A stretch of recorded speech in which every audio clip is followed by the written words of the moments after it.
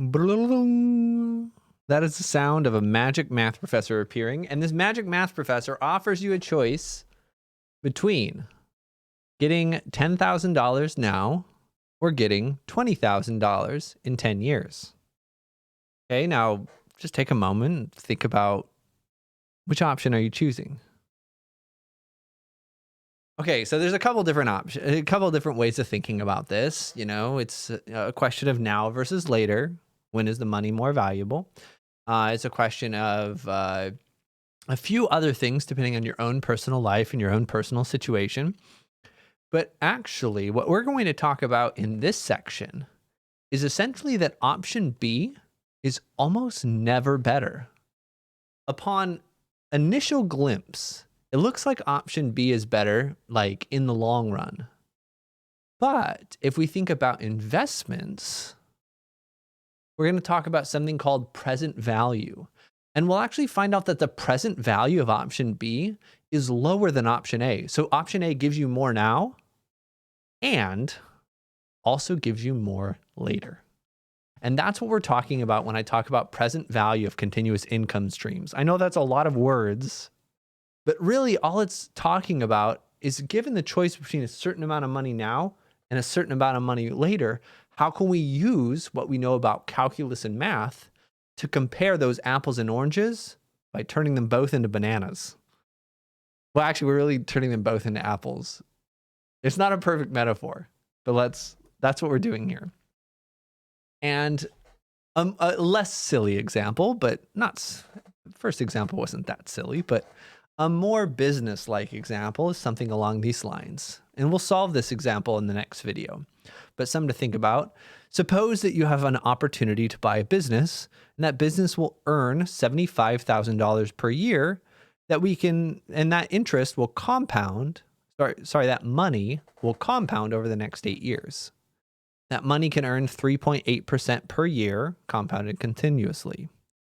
So for this time frame, is this business worth its purchase price of $630? And again, it's not as simple as just saying, well, we're getting this many per year. It's not as simple as just saying, well, how much money are we making from this business? We could look and say, okay, how much money are we making from this business? It's going to be 75,000 times 8 years, 600K.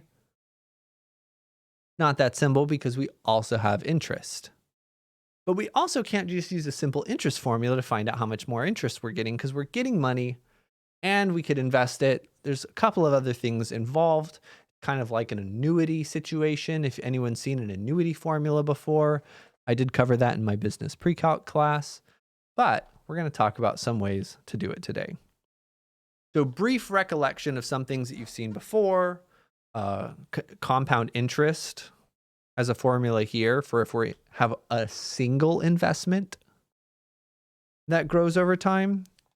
As n gets really, really big, as we start compounding more and more frequently, as n goes to infinity, think about limits. Then we also have a continuously compound interest formula, which is a lot simpler, which uses Euler's number E. You should have seen these formulas before.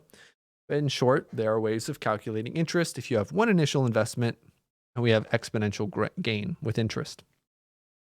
What's new is that we can think of A of t as something called a future value of an investment, and P is known as the present value. P is how much we start, present value.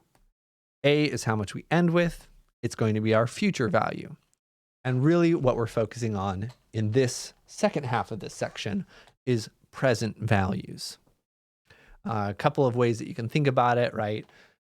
We've done similar questions before. We're going to do more complicated ones today, but similar questions before when we said something like, I want $10,000 in my account in 10 years. How much do I have to invest now to get it to grow by that much? What is the present value of $10,000? Is another way of phrasing that same exact question. So, a little bit of information about what we're going to do to turn this into an integral is that these formulas are really only when we have one deposit.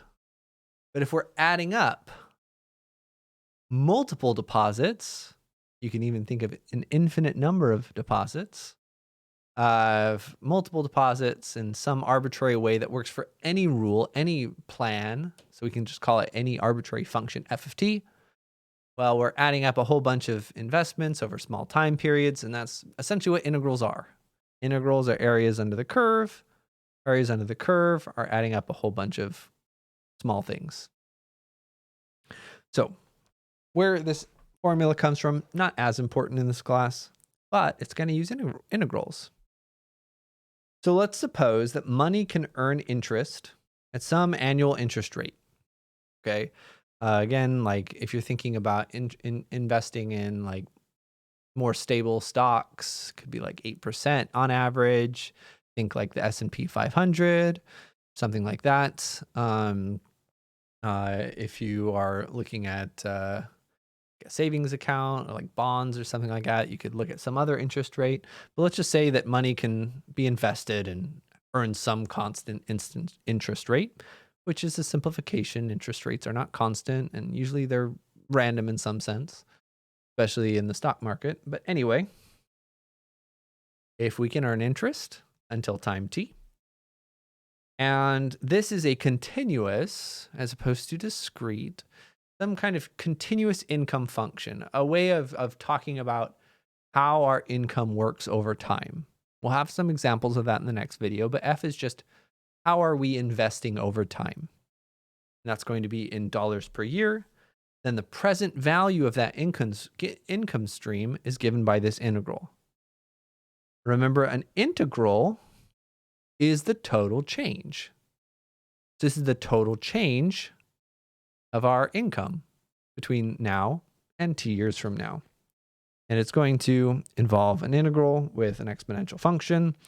Some of these, we could solve these with integration by parts, which we did not cover in this class. Some of these can be done with substitution, which we did cover in this class. But again, we're going to be using technology. And again, future value can also be calculated from the present value. We're going to be more interested in present value, but you can find future value as well. And that's what we're doing. We'll get some problems, some examples in the next video, but that's an introduction to what's going on.